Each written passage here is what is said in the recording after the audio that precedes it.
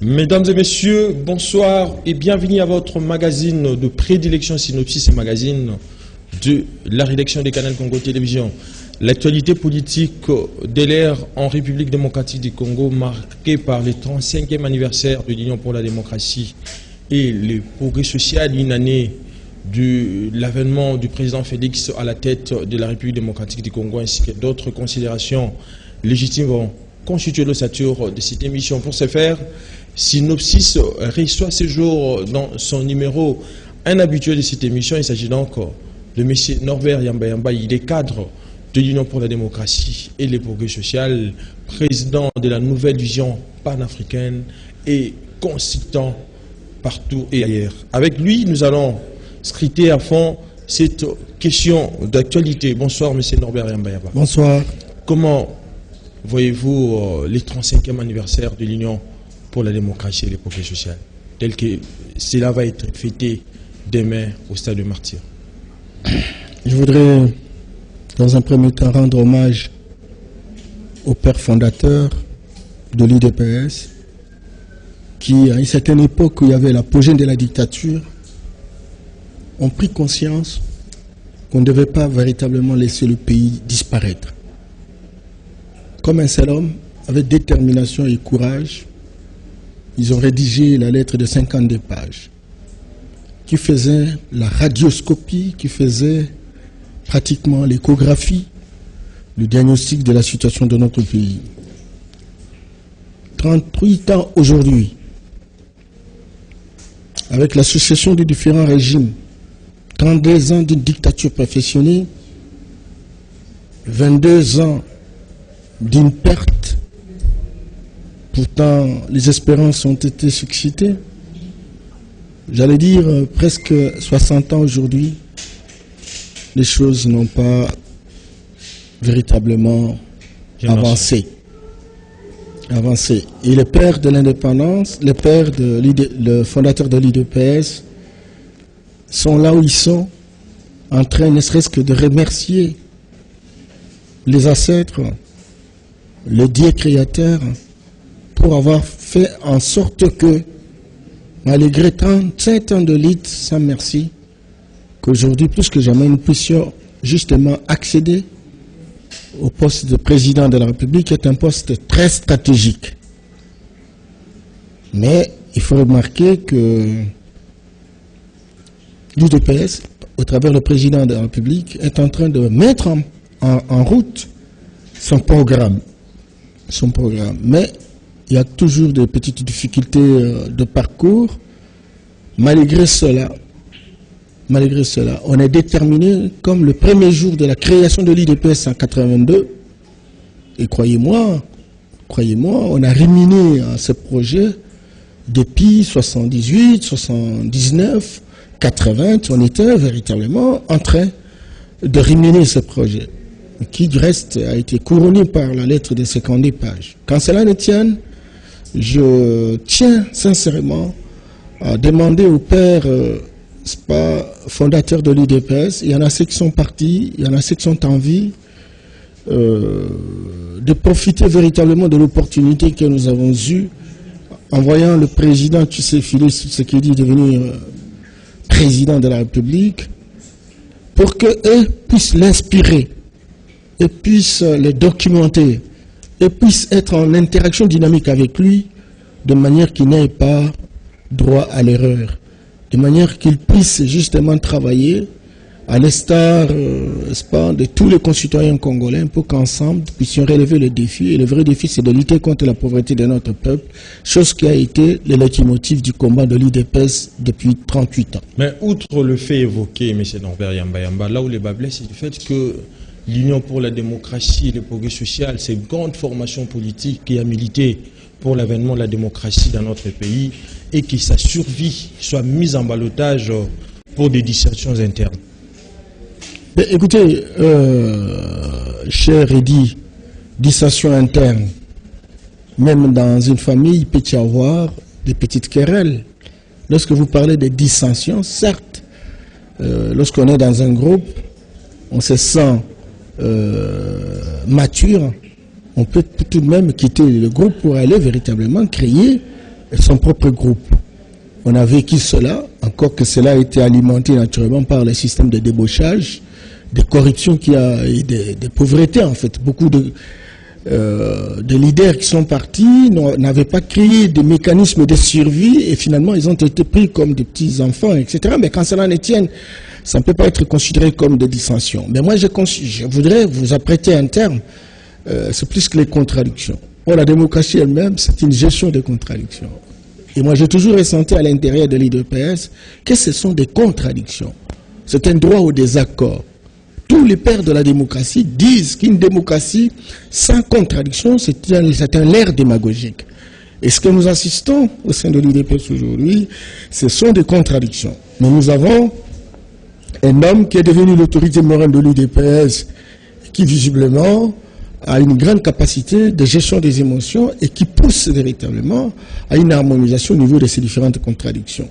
Il faut plutôt remercier l'UDPS de voir que ce parti-là alimente, documente, permet véritablement de faire une sorte de respiration dans la construction des libertés individuelles et collectives. Cela n'est pas une dissension, bien au contraire, ça consolide la démocratie à l'interne et ça permet naturellement aux uns et aux autres de s'exprimer parce que l'expression est le résultat d'une intelligence collective et c'est cette intelligence collective qui permet véritablement d'éclairer la lanterne, de donner la boussole et de clarifier ce que les gens doivent faire. Ça, c'est très important et moi, je me dis, je suis très heureux d'être dans ce parti où personne ne peut se déclarer chef de plantation.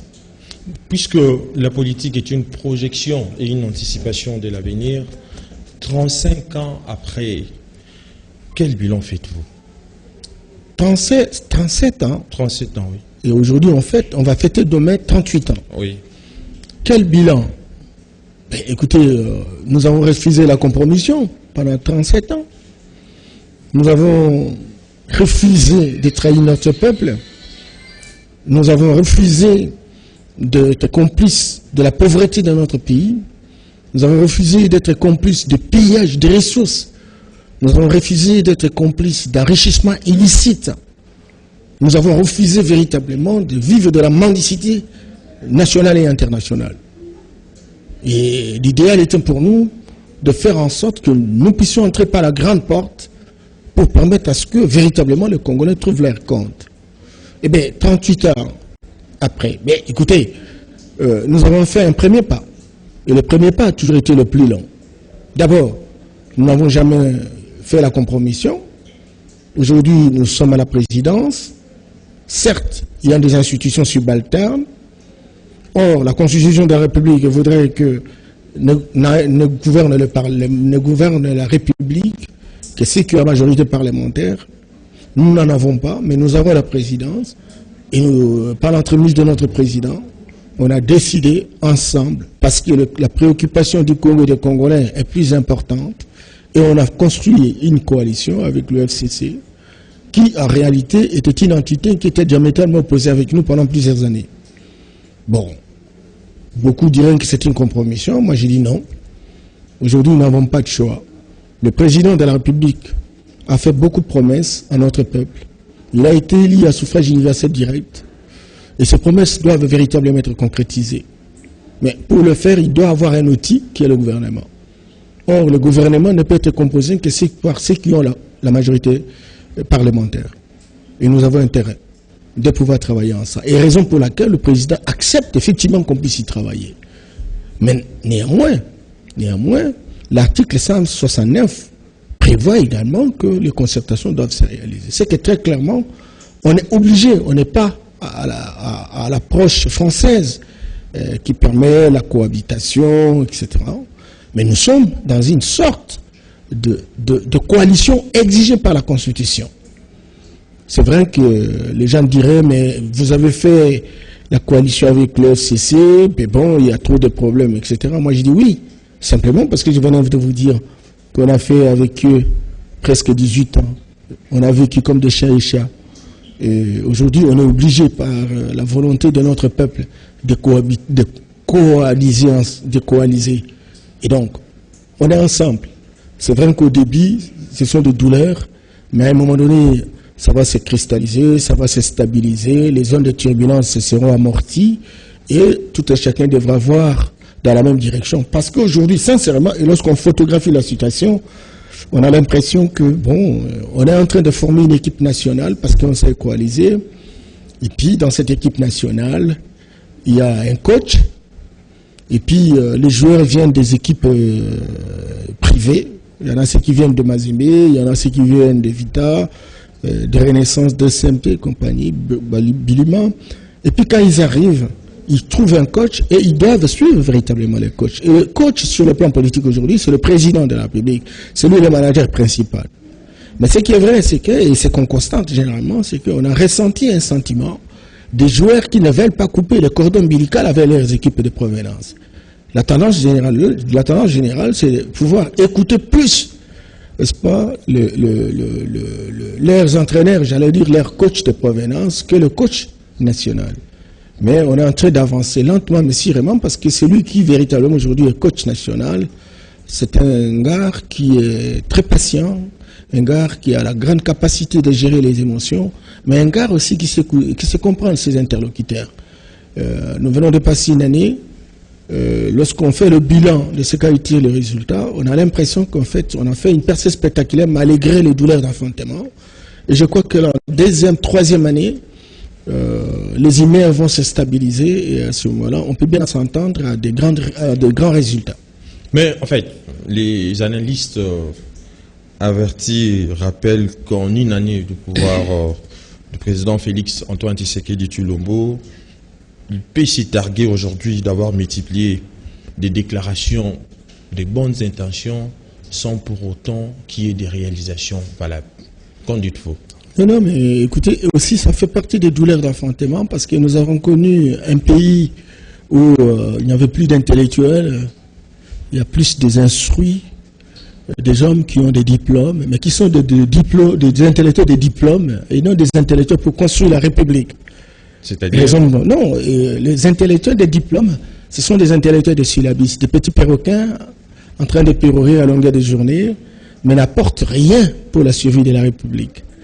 Et ils ne mettent aucunement leur intelligence pour réfléchir sur l'avenir de la République. C'est comme ça que lorsqu'on analyse une question comme celle-là, où on se dit, le président de la République est arrivé, il y a une année, il n'a rien fait. C'est que très clairement, ces diplômés de syllabis n'ont pas pris soin véritablement de dégager des techniques d'appréciation, par exemple, d'une prestation publique. Aujourd'hui, lorsqu'on veut véritablement savoir la performance d'un prestataire public, je pense qu'il faut aller en direction de son programme, aller en direction de son plan, etc. Le président de la République, lorsqu'il arrive au pouvoir, il n'y avait pas un gouvernement responsable. Il a trouvé le gouvernement Tshibala qui était démissionnaire. Et le président, en attendant de faire les tractations, pour constituer un gouvernement qui est venu tard, au mois de juillet. Il fallait vite montrer aux Congolais que bon, il est là et qu'il a une volonté volontariste de pouvoir faire avancer les choses. Raison pour laquelle il a mis en place un programme de 100 jours. C'était un programme intérimaire. Et dans ce programme, il y avait des prévisions.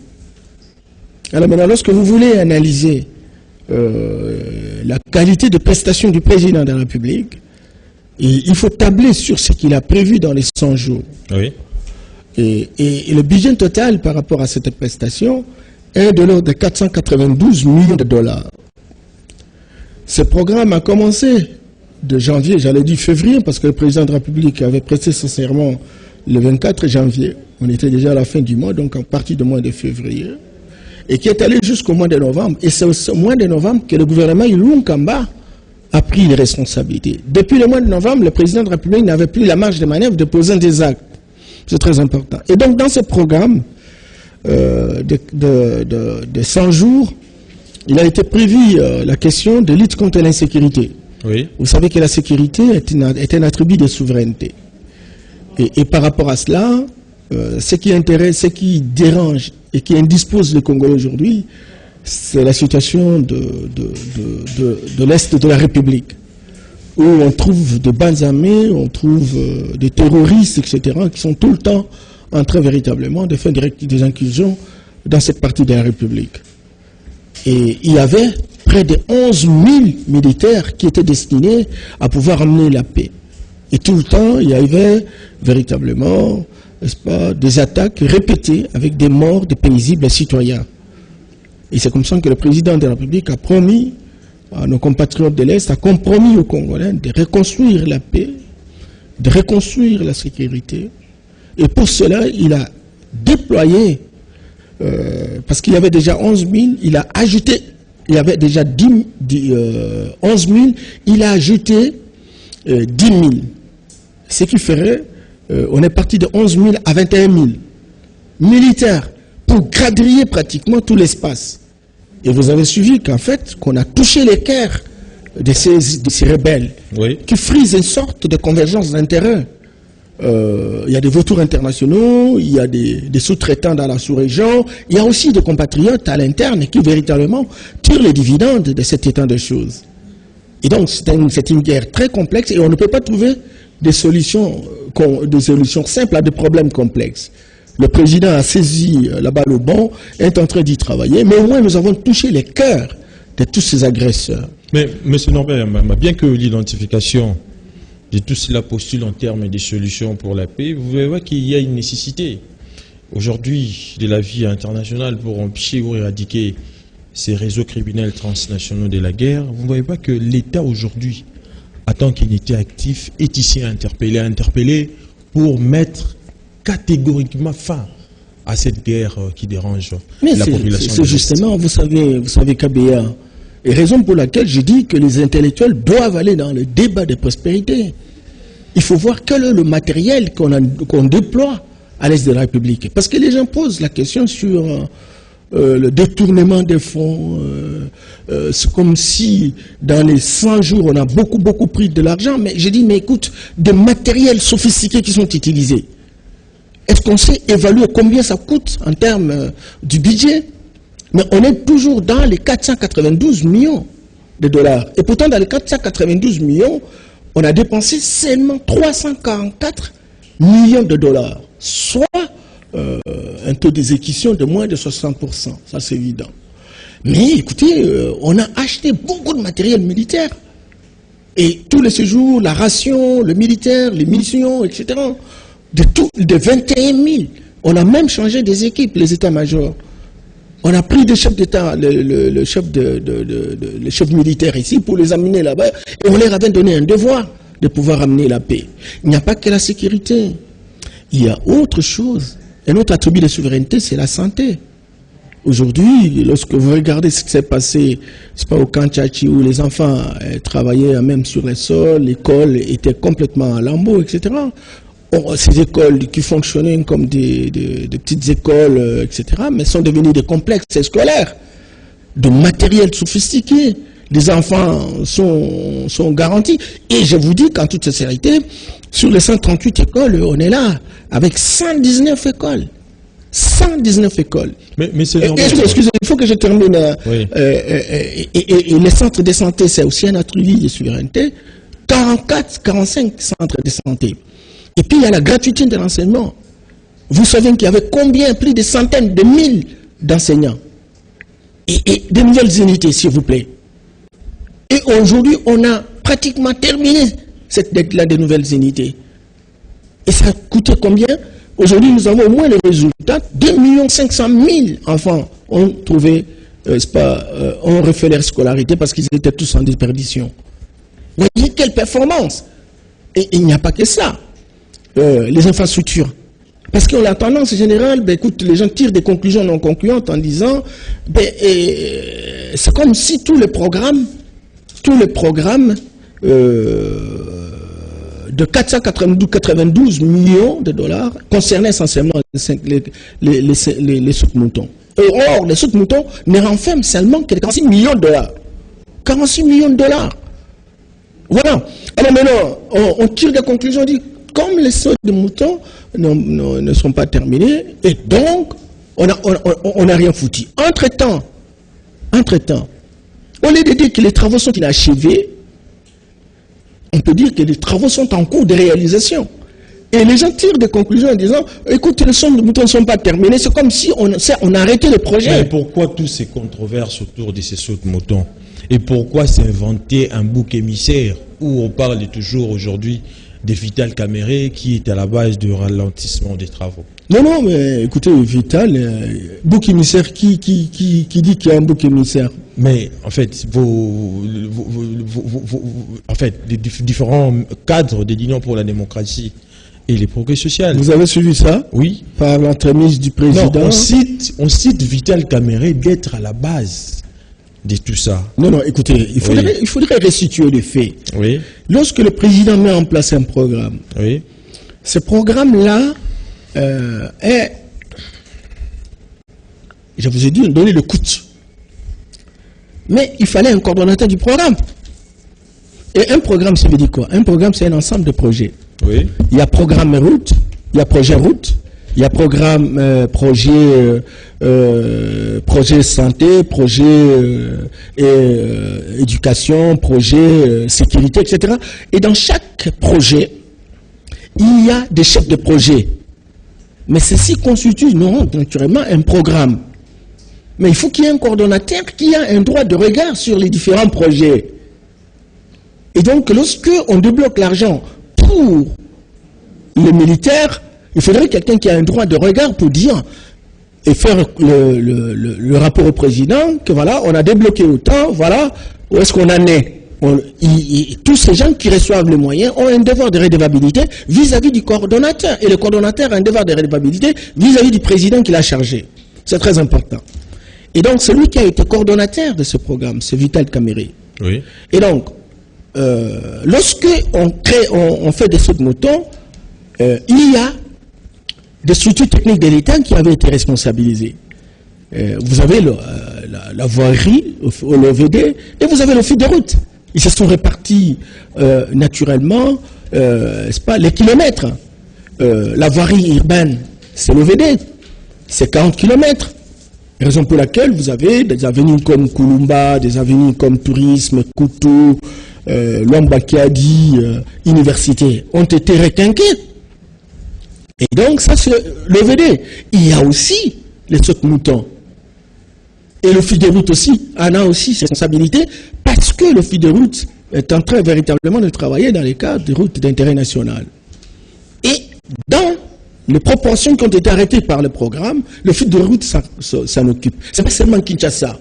Et donc, tous ces éléments faisant combine, même la question de logement, vous avez suivi qu'il y a un projet où on doit pouvoir loger, c'est pas le militaire, avec oui. des maisons à monter, 1500 maisons. Kinshasa, Kasaï central, Kasaï oriental, Sud Kivu et Congo central. Et on a vu que ces maisons ont été commandées. Et il y en a des maisons qui étaient déjà en pleine d'être montées. Vous voyez, on a même commandé encore 2000. Mais dans quel budget? C'est dans le même budget. Lorsqu'on veut retravailler, par exemple, la question de l'eau, la desserte de l'eau, on a conçu des usines. Et alors maintenant, le travail n'est pas fini, mais la desserte a augmenté. Mutatis mutandis pour l'électricité. Mais qui va-t-on poser la question? Et donc, c'est le coordonnateur du programme. Mais M. Norbert Yambé. Alors maintenant, je m'excuse beaucoup. Je m'excuse. Oui. Et chaque projet est géré par un chef de projet. C'est très important. S'il s'agit de sauts de moutons, ce n'est pas Kamerhe qui est là. Il y a celui qui s'occupe de cette question. C'est comme ça que vous voyez, on associe l'OVD, on associe le fil de route, etc. Parce que ce sont des structures techniques qui sont en amont et en aval de ce qui représente le travail qui doit se dérouler dans ce sens-là. Certes, on peut bien s'attaquer au coordonnateur en disant « Mais pourquoi les échéances n'ont pas été respectées? Pourquoi on a toujours besoin de l'argent au moment où on avait déjà décaissé ?» Alors, mais c'est au coordonnateur d'expliquer pour dire « Voilà l'argent qui a été décaissé. Voilà comment il a été utilisé.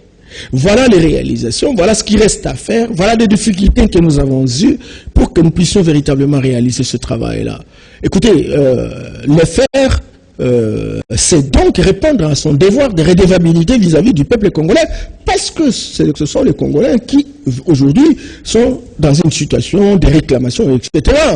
Et donc, il faudrait que l'élite politique comprenne que la République, ce n'est pas une plantation, la République, ce n'est pas un bien privé, c'est l'église, c'est notre village à nous tous, et nous avons intérêt, pour celui qui a une portion de responsabilité, de rendre des comptes. C'est vrai qu'il y a un problème dans la société parce qu'il y a tellement de rumeurs, tellement de bavardages, parfois inutiles, de balivernes, où les gens ne prennent pas le temps véritablement de faire des analyses pour voir si tel ou tel a réalisé ce qu'il a fait. Aujourd'hui, vous avez suivi, tout le monde s'est référé. J'avais même suivi FCC dire, voilà, ODEP a dit qu'on a détourné des milliards. Voilà, ODEP a dit des milliards. Or, un programme de 492, comment on peut arriver à des milliards? Le programme 2019 n'était que 4 milliards. Alors, on confond donc un projet Bopeto qui est évalué à ce montant, un projet qui n'est pas une réalisation, et donc à un programme intérimaire du gouvernement.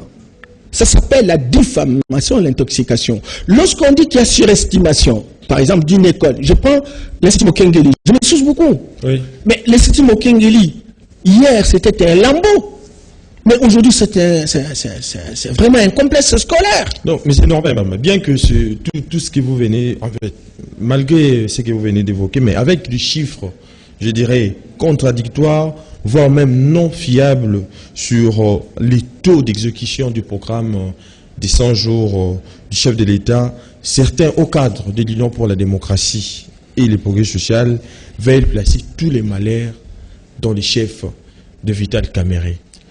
Comment interprétez-vous ça, monsieur? Oui, et là, ça pose un problème de maturité politique dans les chefs de l'élite politique.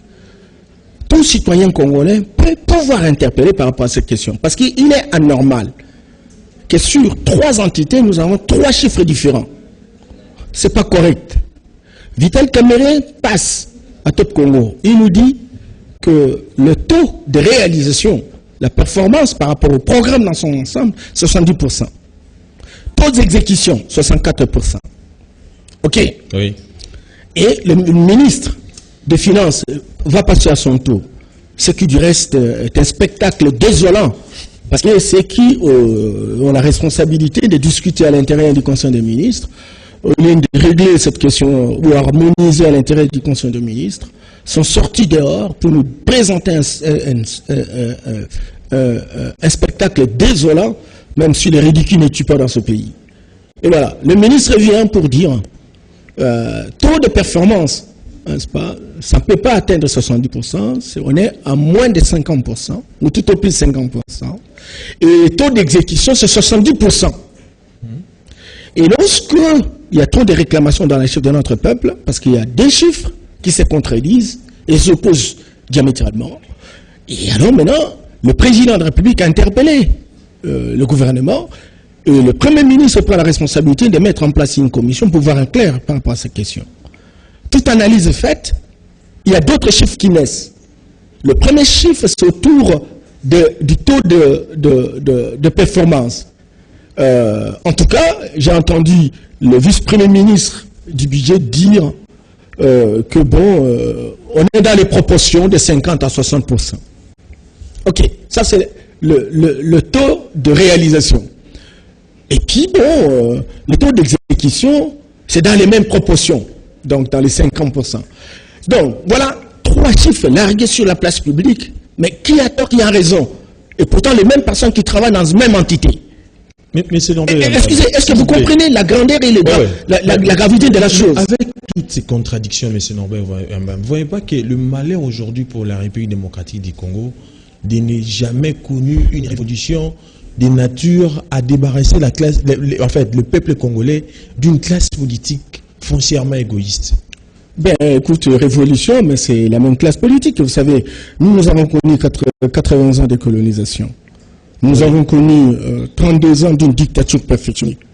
Nous avons connu 22 ans de gestion qui n'est pas loin de gestion autoritariste. C'est que très clairement, la classe politique aujourd'hui, c'est une classe politique qui a été entraînée dans ces méthodes-là, qui est devenue spécialiste, n'est-ce pas, du rançonnement de l'État. Peut-être en dehors de l'IDPS, en fait, parce que nous n'avons pas été impliqués à la gestion. Et donc, n'entendez pas à quelqu'un, n'entendez pas à quelqu'un qui a été formé jusqu'à devenir professionnel dans les différents systèmes qui se sont succédés, et que ce sont des systèmes pour déconstruire, démolir la République, que cet homme puisse faire des grandes performances. Surtout qu'aujourd'hui, il existe une science qu'on appelle la machémologie, et cette science permet véritablement de voir les interactions entre les séquelles ou les impacts que chaque personne a subis dans un système qu'il a utilisé. Et donc, il est très clairement démontré aujourd'hui que chaque fois que la personne veut quitter le système vers un autre système, il a toujours des difficultés, il a toujours des agitations parce qu'il est difficile de se débarrasser véritablement de ces séquelles. Et c'est un peu ça que nous sommes en train véritablement de vivre. Mais il faut mettre en place des garde-fous. Il faut mettre en place des structures de dissuasion. Et c'est comme ça que le président se bat en disant, voilà, il faut une cellule de changement de mentalité. Pour travailler à la déprogrammation mentale. Il faut une agence nationale, n'est-ce pas, de lutte contre la corruption pour traquer naturellement tous les vautours nationaux et internationaux. Il faut requinquer les cours et tribunaux qui doivent véritablement suivre les infractions. Et c'est comme ça que vous voyez, il y a même des changements à la tête, à la fois de la Cour constitutionnelle et puis les magistrats, etc. C'est comme ça que le président voudrait humaniser l'agence nationale de renseignement pour jouer le rôle de l'agence d'intelligence. C'est comme ça que le président est en train de requinquer la Cour constitutionnelle, la Cour des comptes, l'inspection générale des finances. C'est comme ça que le président travaille avec le Parlement, le Sénat et l'Assemblée pour qu'on quitte véritablement le combat des obédiences, qu'on aille dans le sens de pouvoir faire l'implémentation de l'action publique, pour contrôler naturellement ceux qui ont la gestion de l'État, de manière à rendre compte à notre peuple. Vous voyez, et le président donne la liberté d'expression, n'est-ce pas, aux individus, aux citoyens, pour qu'ils s'expriment, aux syndicats de travailler, aux journalistes de fumer partout, etc., pour que véritablement ce qui est caché soit mis à la place publique. Vous voyez, donc tous ces éléments faisant commune montrent très clairement la volonté du président à mettre en place un système de surveillance qui permette de pouvoir élaguer ces comportements.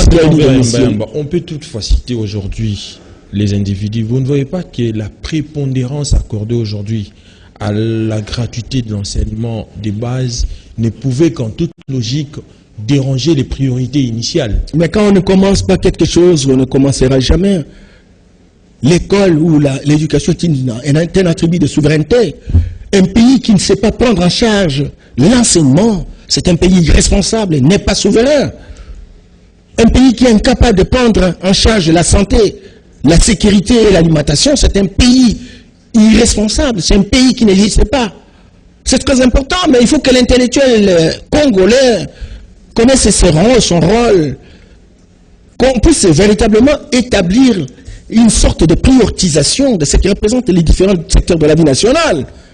Parmi les secteurs prioritaires, il y a la sécurité, il y a la santé, il y a l'éducation, il y a l'alimentation. Et puis on verra le reste. Et donc, lorsqu'on ne fait pas un effort pour comprendre cela, parce que beaucoup de politiques, même qui crient à longueur de journée avec des coups de gueule mégaphonés, etc., ils n'ont pas d'horizon politique. Ils ne savent pas voyager dans le temps, 50 ans, 100 ans, rien du tout. Ils n'ont aucune offre, ils n'ont aucun projet. Surtout, beaucoup se déplacent, ils tiennent des incantations, ils n'ont pas l'état de se concentrer dans les dossiers, ils prennent tout le temps à danser et à chanter pour prononcer des choses, des insanités. Ce n'est pas normal. Nous en voulons véritablement professionnaliser les choses pour que l'homme politique, lorsqu'il prend parole, eh bien, qu'on sente véritablement que quelqu'un qui a un projet, quelqu'un qui peut susciter l'espoir véritablement de tout un peuple. Aujourd'hui, ce n'est pas le cas.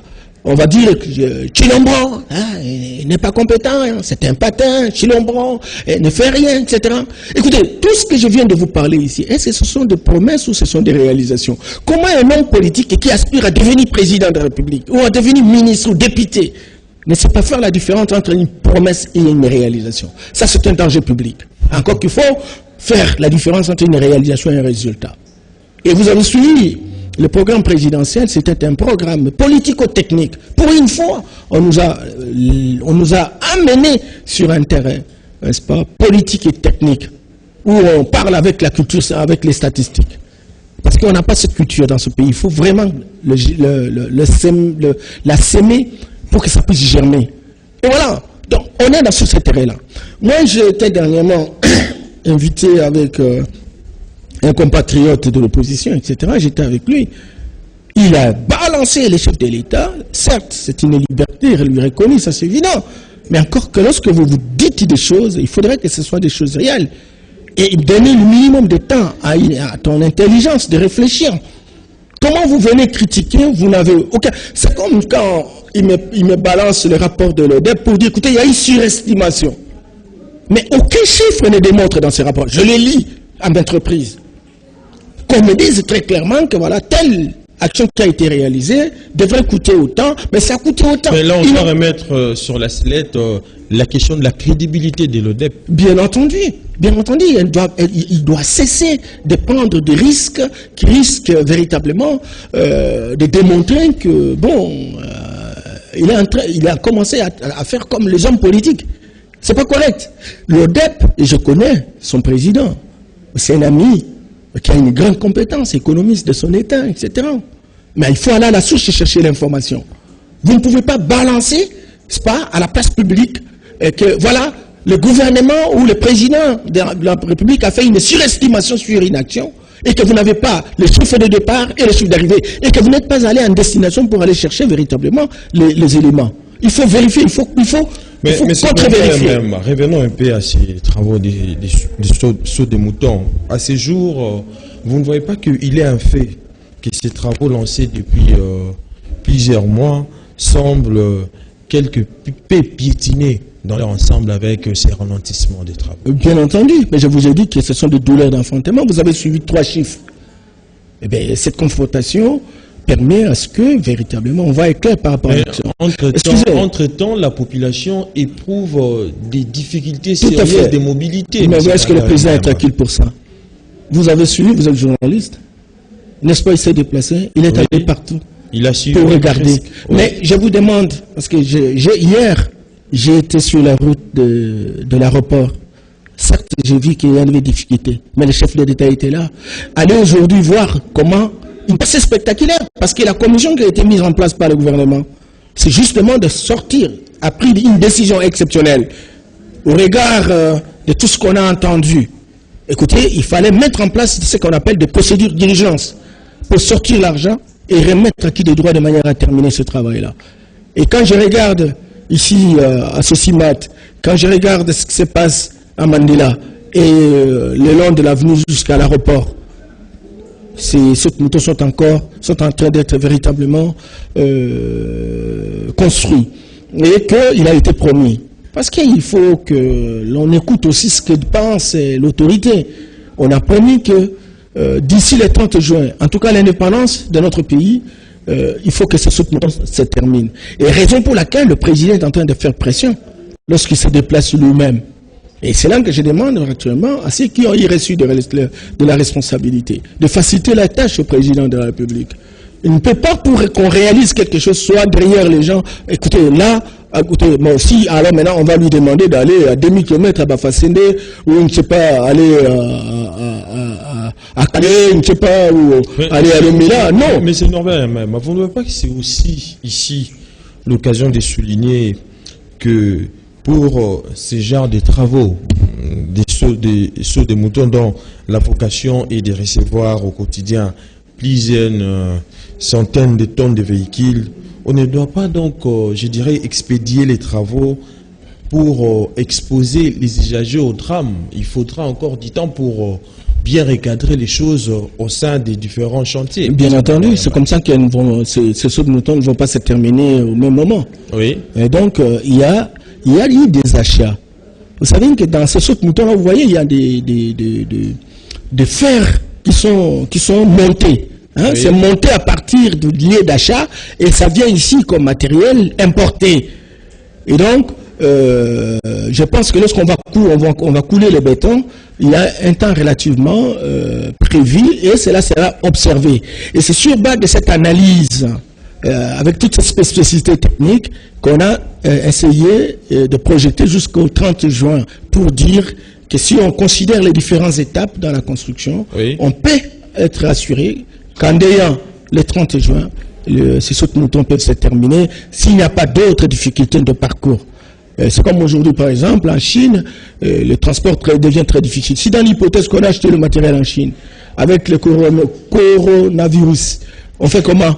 Tout est bloqué. Oui. Vous voyez, ça peut impacter naturellement sur les échéances prévues dans la construction de tel ou tel ouvrage. Donc c'est comme ça que moi, je plaide pour qu'on puisse grandir.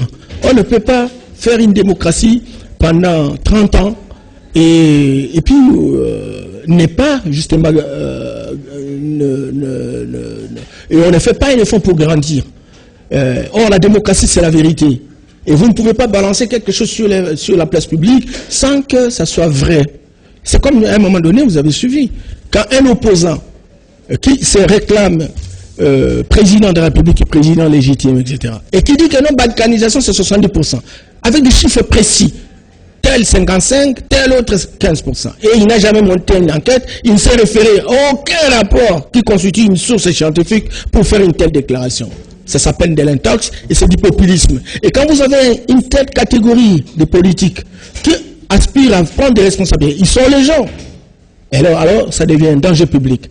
Raison pour laquelle j'ai dit, le président Félix, qui comprend les émotions toxiques de son peuple, qui comprend l'impatience de son peuple, au moins lui il sait encaisser et gérer ses émotions. On est en train d'y aller. Mais si c'était quelqu'un qui souffrait de la nervosité, je pense que ça allait être grave. Heureusement que Dieu s'est arrangé pour donner des responsabilités aux gens, non seulement qui ont des dons, mais des provisions. Un autre sujet d'actualité, mais c'est Norbert Yamba. Aujourd'hui, vous l'avez certes souligné, aujourd'hui il y a des nouvelles têtes aux commandes de l'appareil judiciaire, où le président de la République, Félix Antoine Tshisekedi Tshilombo, a nommé le vendredi 7 février 2020 de nouvelles têtes dans l'appareil judiciaire. Vous, en tant que cadre de l'Union pour la démocratie et le progrès social et un homme avisé sur la politique, comment interprétez-vous ça, M. Norbert Yamba? C'est le désir du changement, le désir d'avoir une expérience cumulée. Ce sont des Congolais et puis bon, on doit expérimenter. Vous savez, lorsque on exerce une responsabilité pendant autant d'années, etc., si il n'y a pas de changement, encore que les textes réglementaires montrent très clairement qu'il y a des mandats par rapport à ces responsabilités-là. Oui. Les faire, ce n'est pas un cri de lèse-majesté, bien au contraire, c'est s'appliquer aux lois et textes réglementaires. Encore que là, on peut véritablement avoir une expérience cumulée. On a vu une expérience qui a été gérée par les anciens. On veut voir aujourd'hui une autre expérience. Peut-être que demain, on peut encore une autre expérience, etc. Le souci, c'est en fait de faire en sorte que petit à petit, qu'on s'accommode à la culture de la reconstruction de la République. Et cette reconstruction passe par la reconstruction mentale. Oui, donc le président de la République est en train véritablement de donner un souffle nouveau pour que le pays soit géré autrement, mais il a besoin d'utiliser plusieurs têtes, plusieurs initiatives. Vous savez, même tous ceux qui sont nommés là, il n'y a personne de l'IDPS. Il n'y a personne. Ce sont les gens du FCC. Mais il dit, ce sont des Congolais, il faut faire avec. Il y a toute une génération. Posons le canevas. Faisons en sorte que chacun puisse suivre le canevas. Alors, si on va dire, écoutez, non, ceux qui étaient là, tous, il faut partir, mais ils vont aller où? Ils n'ont que 100 comme pays. Mais avec ces nominations, il y a également, M. Norbert Yamba, la parité, cette exigence constitutionnelle ne se fait pas sentir au cours de ces nominations. On a remarqué qu'il n'y a eu aucune femme. Donc vous voulez là que les femmes soient partout, c'est un idéal. Le président de la République... C'est pas moi qui l'ai vu, mais c'est la Constitution. La Constitution voudrait... Oui. Mais déjà, 17%, on est même à près de 20%. au niveau du gouvernement de la République. Ça n'a jamais existé. Et puis, il ne faut pas fabriquer. Aujourd'hui, s'il y a une femme qui était déjà au niveau de cette responsabilité-là, on le ferait. Mais donner le temps au temps, dès qu'il y aura des changements profonds, etc., on va profiter pour jarrer les différents services de l'État. Donc les femmes interviendront parce que c'est ça la volonté très volontariste du président de la République. Il a fait voir ça au niveau du gouvernement. Il a même imposé à ses alliés de donner des responsabilités aux femmes. C'est que sa préoccupation, il faut voir même à l'IDPS combien de femmes ont été nommées.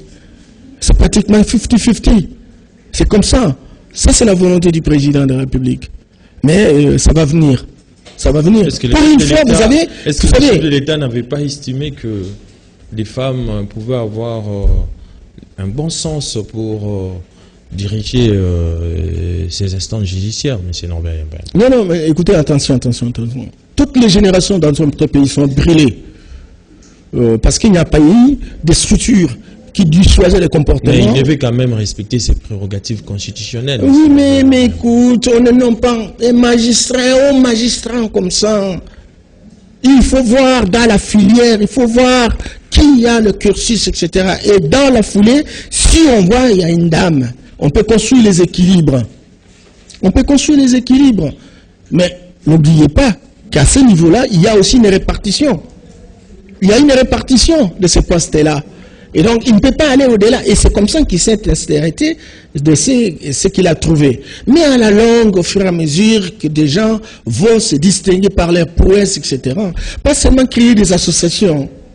Non, il faut véritablement des prouesses. Pour une situation, pour un État en situation de détresse, on a besoin des hommes qui ont une intelligence aiguë, qui ont une immensité du savoir, qui ont de grandes capacités de transformationnelles, etc. Ça, c'est très important. Il y a des femmes qui ont ces capacités-là.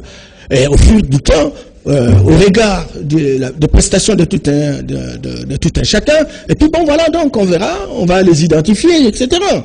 Alors là, vous allez dire que parce que telle femme a créé telle association, et donc il faut tout de suite le lui responsabiliser. Non, il faut qu'il y ait un profil, qu'il y ait un background. Il y a des femmes qui en ont, et c'est comme ça qu'on a démontré, n'est-ce pas, au niveau du gouvernement.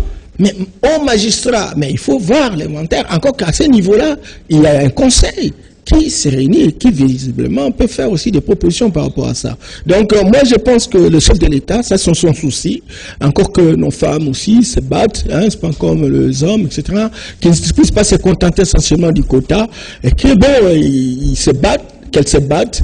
Et je connais des femmes de grandes capacités, des juristes, des avocats. Mais faudra-t-il admettre aujourd'hui, avec ces changements à la tête de la magistrature, Monsieur le président de la République, Félix Antoine Tshisekedi Tshilombo, veut déboulonner? Non, mais arrêtez ces concepts malsains, etc., qui visiblement remettent en question, qui ne reprennent pas la vision réelle du président. Le déboulement pour le président de la République, c'est donc la déconstruction d'un système machémologique qui a fabriqué un peu les gens qui ne sont pas à concordance avec le système que nous voulons mettre en place. Oui, et donc l'idée pour le président, ce n'est pas de chasser les gens, mais de dire, oui, vous avez été dans un système, voilà comment vous avez fonctionné, nous mettons en place un autre système, faites un petit effort d'exercice d'accommodement, n'est-ce pas, d'accommodation par rapport au nouveau système. Ça, c'est la vision du président, mais ce n'est pas une chasse aux sorcières, etc., mais chacun peut comprendre que nous ne sommes plus par le passé, nous sommes en train véritablement de remettre en selle, n'est-ce pas, un état de droit. Je suis très heureux quand j'écoute la police, j'écoute les militaires, j'écoute les paysans, j'écoute tout le monde. Mettons en place un état de droit, et chacun est en train de définir l'état de droit. Donc, si cela peut se faire à tous les niveaux d'atterrissage, ça ferait une bonne chose. Et c'est Tshisekedi qui amène véritablement cette vision, ces modèles référentiels de gestion de la société. Et lui-même commence par là. On tire un boulet rouge sur lui. Mais parce que c'est un état de droit, parce que chacun devra s'exprimer, encore que la liberté de la personne s'arrête là où commence la liberté de l'autre. Bon, il y a des douleurs d'enfantement, les gens ne sont pas encore visiblement, ils n'ont pas encore conclu les tenants et les aboutissants. Et bon, on est en train de patienter. Le moment viendra où les procureurs, on vous écoute, quelqu'un on vous poursuit. Ce ne serait pas le président de la République qui peut envoyer le procureur poursuivre telle ou telle infraction, etc. Par le passé, il y a eu sélection. Aujourd'hui, il n'est pas question. Vous avez suivi votre collègue qui a été arrêté, c'est la justice qui est la Cour constitutionnelle a remis en question. Là. Mais vous savez combien de fois il a tiré au boulet rouge au président de la République. Norbert Mamba, pour terminer, quelle lecture faites-vous lorsque la presse belge tire sur le président de la République, Félix Antoine Tshisekedi Tshilombo, à travers un article en disant que le président de la République actuel de la RDC a été mal élu? Bon, ça c'est leur point de vue. Leur point de vue. Ils ont eu des hommes qu'ils ont parrainés dans ce pays et qui ont été bien élus. Et ils ont fait quoi pour les Congolais? Ils ont fait quoi pour le Congo et les Congolais? Moi je suis pas africaniste, il faut arrêter avec ces choses-là. Hein? On a étudié en Belgique là. Est-ce qu'il y a eu des choses à faire? Non mais écoutez, arrêtez. Il a été mal élu. Quel est cet opposant qui est connu ici? Quel est ce parti politique qui est connu plus que l'UDPS? Certes, ils ont mis en place un projet. Non, écoutez, il ne faudrait pas que je parle comme un homme de la vie. Mais quand même, il y avait un projet en Genève, non? Qui ont façonné ce projet? Les journalistes. Ils vont me dire que vraiment, ils sont dans la sincérité et dans la vérité. Et donc aujourd'hui, nous avons une espérance. Il faut arrêter cette espérance en diffamant, mais ils sont conscients de ce qu'ils représentent en termes de valeur intrinsèque. Combien de fois ils n'ont pas voulu qu'Étienne devienne président de la République? Je m'excuse beaucoup. Les Nations Unies n'ont jamais été acceptées. Sinon, le Mumba ne serait pas mort. Sinon, Thomas Sankara ne serait pas mort. Sinon, Kwame Nkrumah ne serait pas mis de côté et mourir dans des conditions difficiles. Sinon, Sékou Touré ne serait pas en situation difficile. Sinon, Modibo Keïta ne serait pas arrêté. Sinon, Colonel Kadhafi ne serait pas. Donc, écoutez, arrêtez. Nous, on a grandi. On a étudié dans ces écoles-là. Nous avons besoin du respect de la considération. Et ils ont fait les élections. Nous n'avons pas fait de commentaires. Parce que nous savons qu'ils ne nous aiment pas. De grâce, nous avons un président qui mérite. Et même ceux qui croient et qui distillent des choses en secret savent que c'est l'homme personne qui mérite. Et c'est la personne qui est aimée. Parce qu'il a une base. Sincèrement. Mais on se demande pourquoi cet acharnement autour de Félix Tshisekedi. Ben, écoutez, que l'on doit se poser écoutez, mais ils ont leurs intérêts, non? Vous savez, quelqu'un me disait, un prof, toujours en Belgique, oui. Il disait que pour un occidental, il peut être à 100, au 15e étage, lorsqu'il voit un sac d'argent ou d'or en bas, il peut sauter pour prendre ça. C'est cela. Donc, si Félix Tshisekedi construit une dynamique qui permette à ce que les Congolais retrouvent, n'est-ce pas, leur compte, ça ne peut pas faire plaisir à tout le monde. Mais je pense qu'il y a des Belges qui sont d'accord et qui pensent qu'ils ont beaucoup profité du Congo et qu'aujourd'hui, plus que jamais, il y a moyen de construire des synergies gagnantes avec des responsables, des hommes et des femmes qui croient véritablement qu'ensemble, nous pouvons créer une diplomatie de développement. Et c'est le cas, par exemple, du président Félix Tshisekedi. On n'a pas intérêt à se tirer des boulets rouges, on a intérêt à se comprendre. Il y a un canevas, quiconque voudrait investir, qu'il vienne. Le président est allé en Belgique, il est allé jusqu'à Anvers, qui ont exploité plusieurs années Miba. On leur a demandé de revenir. Mais il faut quand même qu'il y ait un canevas au lieu de venir en vrac. Et tout cela, vous savez, peut ne pas être aperçu. Il y a des pays qui nous ont décolonisés. Mais il y a des pays qui nous ont décolonisés qui ne sont pas encore décolonisés. Oui, l'Afrique francophone, c'est qui se nourrissent du franc CFA. Écoutez, ils ont été décolonisés par la France. Mais la France n'est jamais décolonisée. La France continue à vivre du cordon ombilical de franc CFA qui constitue pour lui, naturellement, des grandes dividendes. Parce que s'il n'y avait pas franc CFA, la France, au lieu d'être 5 ou 6e puissance économique du monde, serait 15e puissance économique. Mais la Belgique aussi, oui. Il a beaucoup profité du Congo.